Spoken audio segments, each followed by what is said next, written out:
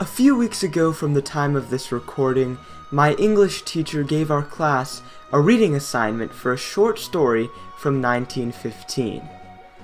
I thought nothing of it at first, but when I saw the author's name, I was immediately intrigued. Within the first night of getting the book, I swept right through Franz Kafka's 50-page masterpiece, The Metamorphosis. Now, I am a huge story geek when it comes to movies and video games, but when it comes to reading books, I am much pickier. See, a book doesn't have flashy visuals or over-the-top action scenes to keep you from getting bored at a cheesy plot.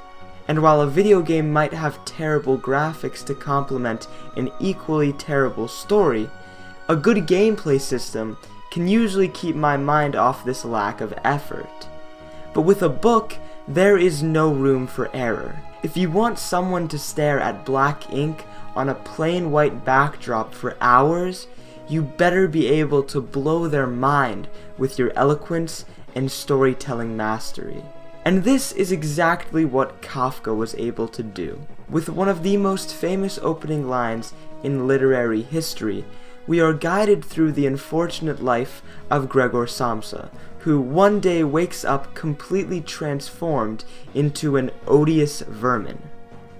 But instead of recoiling in despair at his disgusting metamorphosis, Samsa is instead terrified to find out that he is late for work, and plans to continue the routine of his mundane life at all costs. It is an interesting concept without a doubt, and I highly recommend giving it a read. But it was never the concept of Kafka's story that interested me alone. Instead, as I read through The Metamorphosis, I was constantly reminded of how much Kafka sounded like one of the most infamous villains in gaming history, Kefka. The word Kafkaesque was invented to describe operations and affairs that are oppressive and nightmarish in quality. Oftentimes, a Kafkaesque story portrays a task that is so laborious and monotonous in nature that its end goal seems meaningless. Kefka's apotheosis, or transformation into a god in Final Fantasy VI, represents a similar transformation to the one seen in The Metamorphosis. Like Gregor Samsa, Kefka is a neglected joker that can't seem to get his priorities straight. Where Samsa wants to complete his monotonous tasks at work, Kefka yearns to witness the monotony of a lifeless Earth. And just as a Kafkaesque story would be structured, both Kefka and Samsa go through ridiculously elaborate plans to accomplish goals that are outright ridiculous. Kefka and Franz Kafka both hate life for the same reason. The belief that life is a meaningless, over-encumbering mess is held in high regards by both of them. But where Kafka was an oppressed introvert, Kefka never held back his hatred for life and expressed his beliefs violently. Looking back at the game, it almost seems like the scenario writers were trying to give Kafka's philosophy an outlet of expression.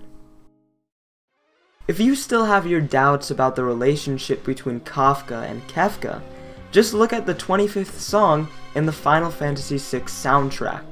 It's literally called Metamorphosis.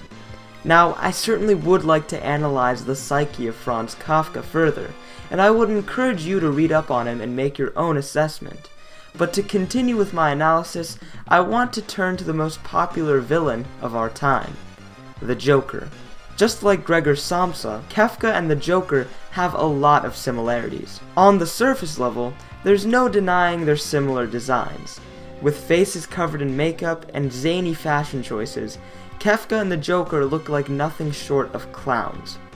More importantly, their backstories, or lack thereof, are intentionally similar. See, the Joker and Kefka are extremely flexible in terms of development. Before DC rewrote the Joker as a psychotic killer, Jack Nicholson portrayed him as a criminal mastermind with a quirky personality. Likewise, before Kefka ever became a crazed demigod, he was a bizarre court jester with sinister plans. And because of this ambiguity in their backstories, Kefka and Joker are made evil for the sake of being evil. It's rarely revealed to us why Joker does his killings, and in Final Fantasy VI, Kefka genuinely enjoys murder. So, with minimal explanation from the plot of Final Fantasy VI, I naturally turned to outside sources to see just what condition Kefka is experiencing, and why exactly we relate to it so much.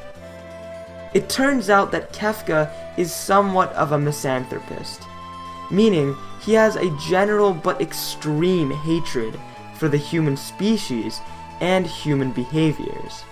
To see this, you can just look at his quotes in-game. As he is confronting your party in the final battle, Kefka's soliloquy reads, "Why do people insist on creating things that will inevitably be destroyed? Why do people cling to life, knowing that they must someday die? Knowing that none of it will matter, knowing that none of it will have meant anything once they do. Life, dreams, hope. Where do they come from? And where do they go? Such meaningless things. I'll destroy them all." Kefka really doesn't seem to be fighting for some higher purpose. He doesn't want riches, he's not even fighting for himself. There's some underlying characteristic about Kefka that all of us are really missing. But deep down, unlike most villains, we can really understand him. Without any explanation, his terrible cause somehow makes sense. Kefka is not interested in the prosperity of humankind, but most humans are. Generally speaking, most of us want to succeed and live out our lives. So it's very strange that we feel this emotional connection to Kefka's philosophy. But once I personally defeated Kefka and turned off the game for the first time, I began to wonder whether or not we are really so different from Kefka at all. Is he really so twisted in the mind?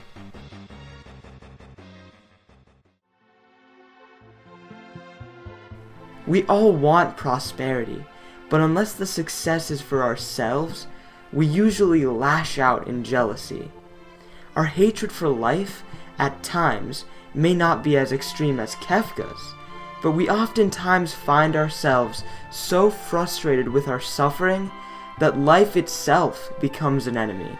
I'm not saying that we all inevitably share emotions with a mass-murdering clown, but I certainly believe that Kefka's personality represents a neglected part of our brain that simply wants to watch the world burn. It's this same part of our brain that puts Kefka on a pedestal as one of the greatest villains in all of gaming.